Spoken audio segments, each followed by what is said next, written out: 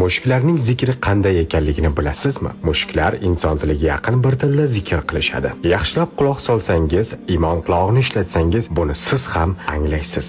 Ular bizning zabonimizga yaqin bir tilda ya rahim deyishadi. Xirxirlari orasida shu zikrni aytishadi. Shuning uchun mushuklar bor joyga Allohning marhamati, barakasi yog'iladi. Uyingizda mushukning borligi ham ma'naviy, ham moddiy kasalliklarga shifo bo'lishini bilarmidingiz? Mushuklar atrofga pozitiv energiya yoyishadi. Darhaqiqat u kishidagi stressni oladi va barakaga sabab bo'ladi. Alloh azza va jalla mushuklarning rizqini sizning rizqingizga qo'shib jo'natadi. Mushuk boqayotgan inson uning yemishini olishi hamyonimga zarar deb o'ylamasligi kerak. Payg'ambarimiz alayhisalom ham mushukni juda ham yaxshi ko'rganlar. Hatto sahobalardan biriga mushuk otasi kunyasini berganlar. O'sha sahoba jubbasining etagida mushuklarni parvarish qilar edi. Payg'ambarimiz alayhisalomning uylariga kirib chiqib yurgan Muazzo laqabli mushuk bo'lar edi. Rasululloh alayhisalom mushuk suv ichgan yerdan tahorat olganlarida sahobalar o'sha suvning pok yo nopokligi haqida so'raganlarida pokligini aytganlar. Bugungi ilm fanga ko'ra mushuklarning og'zida bakteriyalarga qarshi